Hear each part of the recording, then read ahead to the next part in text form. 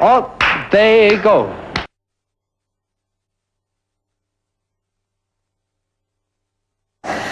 David Amram is one of my favorite people. He wrote the music for Splendor in the Grass, The Manchurian Candidate, Pull My Daisy.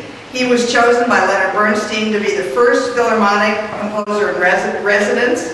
He is one of the most performed and influential composers in our country today. Today, he's also going to talk about his new book about his life with Kerouac. So without further ado, one of my favorite people in the world, David Amram. I'm going to read a little bit from my book called Offbeat Collaborating with Kerouac. And this describes when Jack and I and the poets Howard Hart and Philip Lamantia were spending time not only in my sixth floor walk-up on Christopher Street in 1957, but also used to come to a place called the Five Spot. It was a wonderful place that the painters actually discovered, because during the time just before On the Road came out, it was the painters, the artists, who created not only the atmosphere, but were the leaders for all of us. The painters were the ones who had the places where we got together. The Cedar Tavern was the place where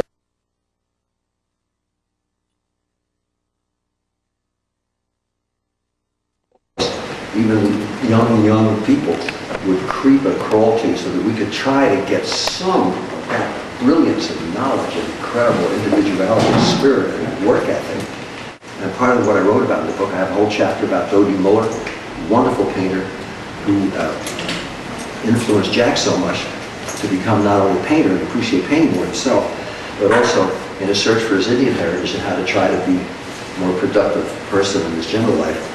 And of course the film Pull My Daisy, which was directed by a painter, Alfred Leslie, starred a painter, Larry Rivers, and had Alice Neal and Mary Frank and a lot of other wonderful artists in the film. Howard Hart and Philip Lamantia, who were both still alive in San Francisco, thought maybe what we were doing for fun at all the painters' lofts and park benches and different places would be interesting to do as a reading. A few months after my 11-week engagement, the Five Spot was over.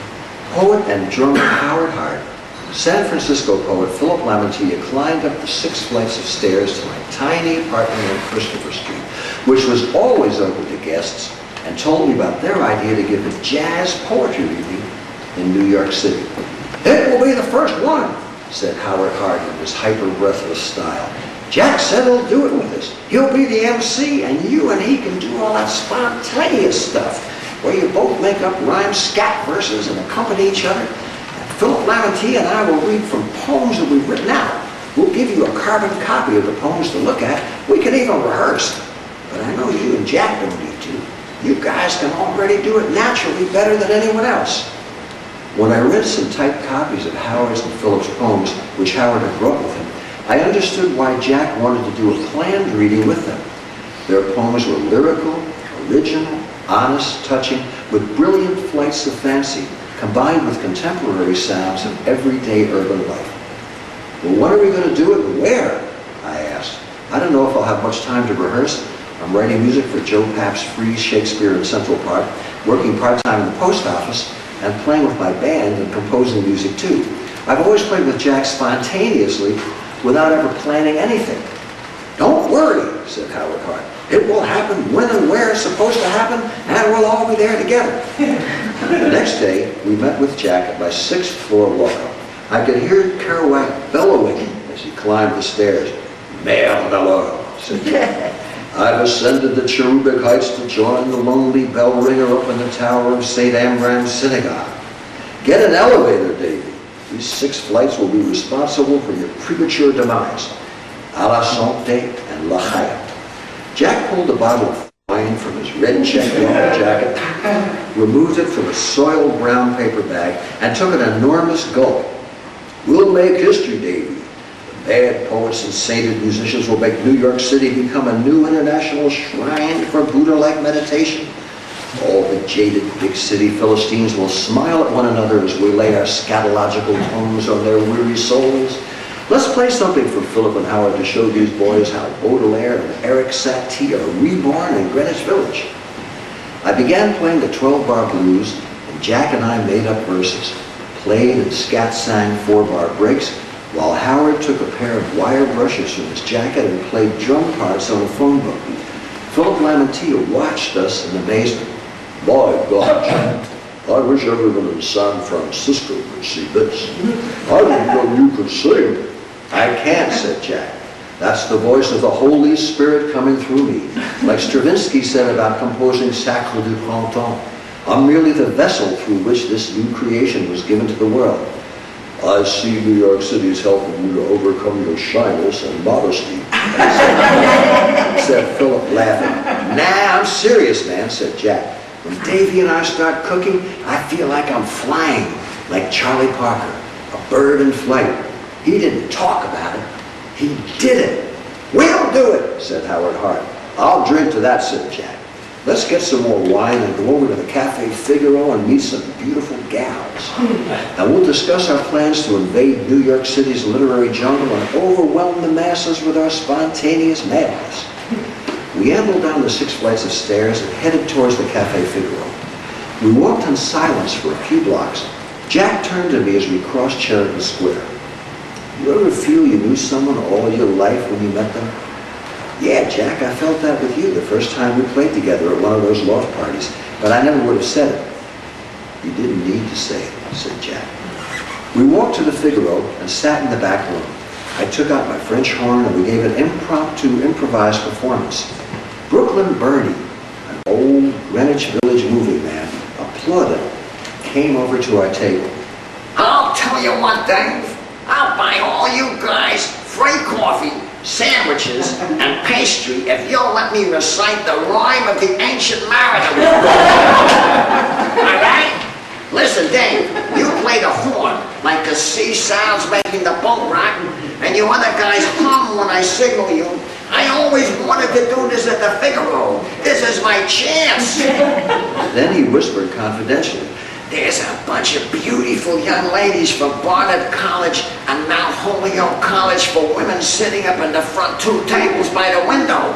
They're here to meet some real bohemian artists. What you guys are doing, no offense, but it's too weird. It's too far out. But when they hear me do the rhyme of the ancient man, they'll flip out. And I'll buy you all whatever you want. I accept your kind offer, said Philip Lamantia. I'll have the apple turnover, a double espresso, and the second I'll have the same, said Howard Hart. I'm not hungry, I'm thirsty, said Kerouac. I'll take a sip of whatever holy spirits are in that bottle I see in the side pocket of your coat. I'm starving, Bertie, I said. I'll have the vegetarian special plate, a tuna roll, a cappuccino, a toasted bagel with lox, onions, and cream cheese, with a side order of coleslaw and French fries. Brooklyn Bertie, the movie man, ordered us our feast. After we chowed down, Jack and I did a few impromptu numbers, punctuated by Jack taking loud slurps of wild turkey whiskey from Brooklyn Bernie's brown bag bottle, before launching into his next improvised story, song, poem. Jack sat down and attacked my remaining coleslaw and French fries. Brooklyn Bernie took a huge belt from his near-empty bottle of wild turkey, cleared his throat, and climbed on top of his chair, waving his arms to let the patrons of the Cafe Figaro know it was showtime. The denizens of the Cafe Figaro were used to unannounced performances by anyone who felt like giving impromptu readings of their latest poems, monologues from Shakespeare and Chekhov, ranting and raving about world politics, or delivering homemade public service announcements requesting a place to stay for the night. Brooklyn Bernie clapped his hands, gestured like a crazed symphony conductor from his chair podium for quiet, and launched into a raspy-voiced version of the rhyme of the ancient mariner. No one paid any attention. He gave Howard, Jack, Philip, and myself signals to accompany him with sound effects, suggesting the sea, but his ship was sinking rapidly. He was receiving the fabled New York City freeze.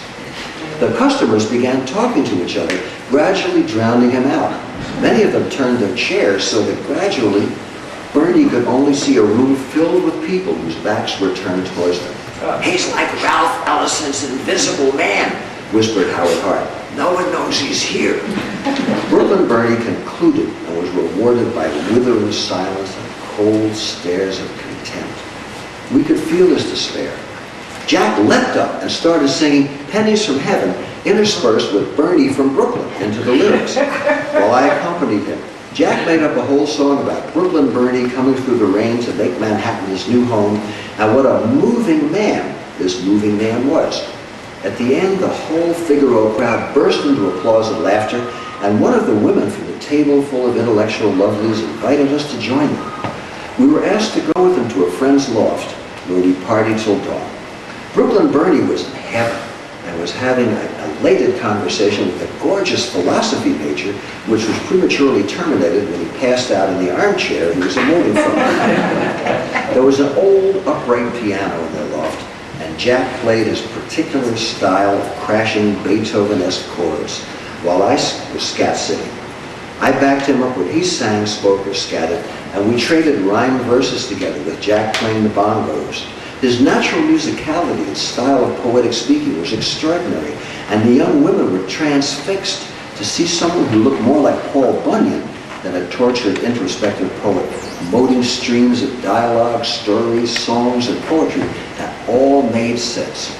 That night, we knew we could do anything, anywhere, for anybody, and the people who were there with us would no longer be the traditional passive audience. All of us would feel part of one another, sharing in the moment, knowing it would never happen in the same way again. There's a very short part in the book that happened later on, after we'd done the first jazz poetry readings. We were working on the film Pull My Daisy in 1959 as our own anthropologists, kind of to document ourselves so that we could be able to have something to show our children and grandchildren, that we were a bunch of friends hanging out and made our own film kind of as a home movie, never dreaming we would become an underground vegetarian classic 3 years later. So we decided to go over to the Cafe Figaro and see what we could do. We eased our way through the back room of the Figaro. It was jammed with young people, many wearing black berets, all black clothes, young men sporting dark glasses and goatees, some carrying what appeared to be recently purchased knapsacks. Most of the young men and women were carrying books whose covers they displayed as they spoke to one another. There were copies of On the Road, a poetry anthology of Dylan Thomas, and books by Jean-Paul Sartre and Albert Camus. Most of the young women wore black fishnet stockings, black skirts, and tight-fitting black sweaters. Many of the young men carried brand new bongos, some with the price tag still dangling. It's like Catholic school, said Jack. Everyone's in uniform. For a place packed with young people, the atmosphere was remarkably tense. I felt a knot slowly developing in my stomach. No one seemed to acknowledge anyone else. The old freewheeling atmosphere of the Figaro was another faded postcard in the scrapbook of New York memories. The enormous energy of 2 years ago now seemed as much a part of the past as O. Henry's 19th century Greenwich Village. Strange, said Jack, smiling. Look at the pictures on the wall, Davy. We're like tourists in a museum about ourselves. On the wall was a montage of black and white photographs. There was one of Kerouac reading at the Gaslight, one of Miles Davis and Charlie Parker playing together on 52nd Street, a photo of Dizzy Gillespie and Thelonious Monk when both were very young, wearing goatees and berets, Dizzy with horn-rimmed glasses and Monk with dark shades, and a photo of Mingus and myself with his quintet from 1955 at the Café Bohemian, and a new photo by John Cohn of Gregory Corso, Larry Rivers, Allen Ginsberg, Jack, and myself at the diner next to Alfred Leslie's studio, taking a lunch break only 3 weeks ago from when we were still filming Pull My Daisy. Jack stood up, cupping his right hand over his eyes like an Indian scout, looking for the waitress who was to be his salvation. "She's not here tonight, Jack," said the manager of the Figaro, working his way through the crowded room. "I know who you're looking for. Everybody comes looking for her. She took off to Kentucky with a bartender from uptown whose father has a horse farm. But she'll be back. He's a creep. Hey, it's good to see you guys. It's been a while. I just got John Cohn's picture of all of you making that weird underground film, Pull My Daisy. What a bunch of weirdos to all be in a film together. But hey, what these kids dig nowadays, the beatnik ticket is hot. With all you guys together, it can't miss. No way. I don't know, said Jack, looking depressed. I hope it'll be okay. His face brightened. How's Brooklyn Birdie, the saintly movie man? He doesn't come here anymore, said the manager. He tried reading Hiawatha. And all the kids started hissing him after the first 4 lines. The room sounded like all the steam pipes busting into the middle of winter. It was intense. He split. He knew he didn't fit. It's a new scene. The fun times are over. Business is booming all over the village. More money than you would believe. Look at all these kids in their outfits. It's like a Shriners convention. They all get dressed up and come down to the village to be beatniks. This is happening all over the country. You guys started a trend.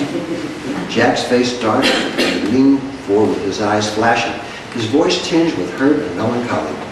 We didn't start anything. I'm an author who likes to read his work. And Davy's a classical composer and jazz musician who likes to play for me. We have nothing to do with this.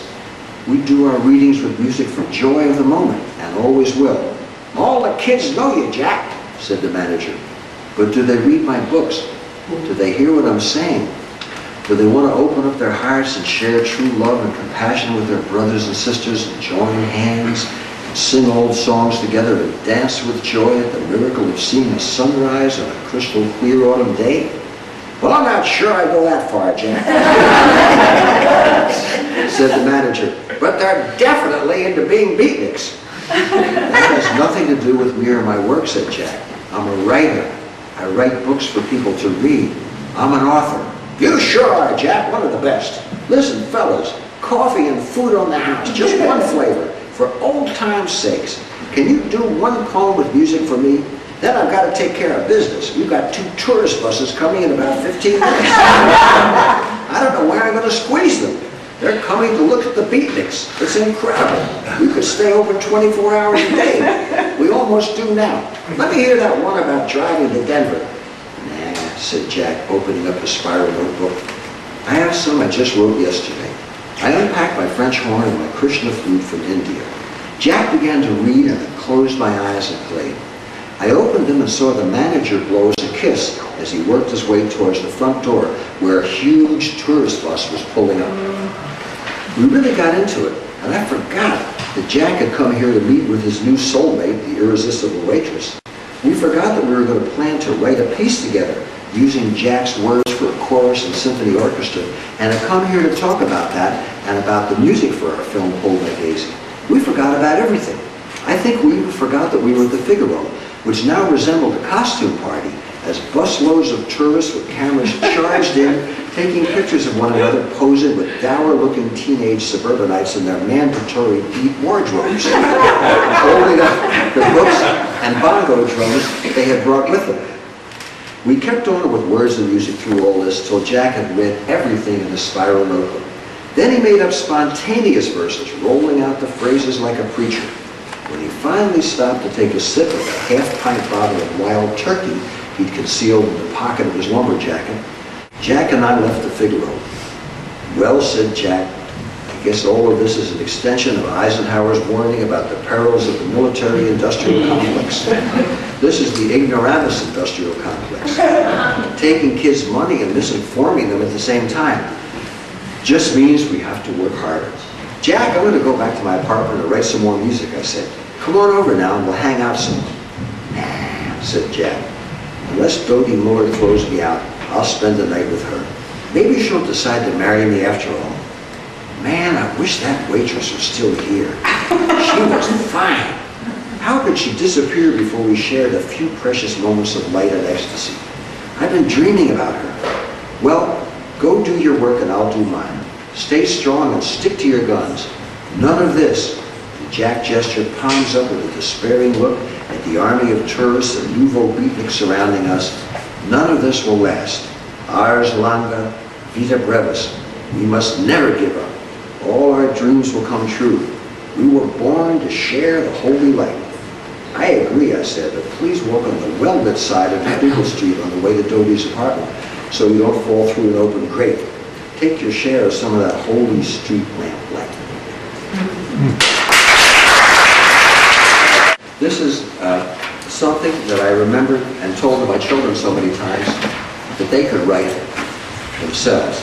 Of a wonderful talk that Franz Klein, great painter, I'm sure most of you, especially if you love the visual arts and come to a wonderful art gallery like ARTINQUIRY, are familiar with, who is not only an extraordinary painter, but also an extraordinary person. And like all of the people we met, like Herman Cherry, Alexander Caldas, San Francisco's great painters, and many, many other people, our elders were inclusive rather than exclusive to all of us, were supportive of us, and we were the beneficiaries of their knowledge and their encouragement to hang in there, to try to do better. And they also gave us the work ethic. That was something that everyone during the Depression was aware of. And a little victory party after it was over. After we finally finished Pull My Daisy, we were invited to a cast party with a lot of other friends to celebrate the film's completion. After a few hours of merriment, Franz Klein stood up and raised his hands for silence. Every one of us in the room that night, even the most incorrigible egomaniacs and hyperactive nutcases, all paid attention. Franz was one of the people we all respected and admired. I want to say a few words to all of you. I congratulate all of you for making a film that brings us together and documents some precious moments of everyday life. It shows us as we really are as artists, hanging on and hanging in and hanging tough. But I don't want to talk about the film. I want to talk about our lives. I'm older than almost all of you. Most of my life I barely got by. Recently, the art scene exploded and I've become a rich man. But my life is not built around fame and money. I was just as good an artist when I painted portraits for $1 in the village. Now those portraits are worth thousands. But they're no better or worse than when I drew them to be able to buy myself a meal.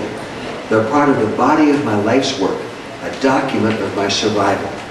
My older landscapes of Pennsylvania are worth so much now that I have to hide them so I don't get to put even a higher tax bracket.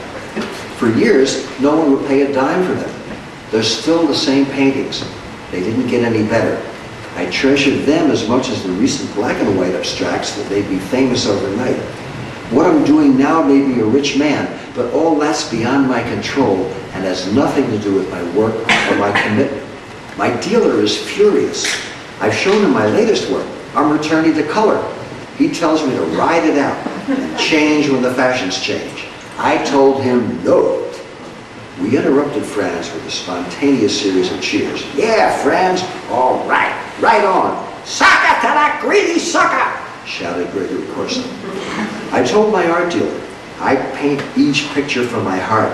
I followed my heart all my life. I can't change that, and none of you should either. Don't confuse fame and money with art. Rejoice in your fame if you get any. Spend your money if you get any. But don't ever forget what our job is. Don't forget that we're in this for life. Now, Jack is for your film about the Beat generation, whatever that is.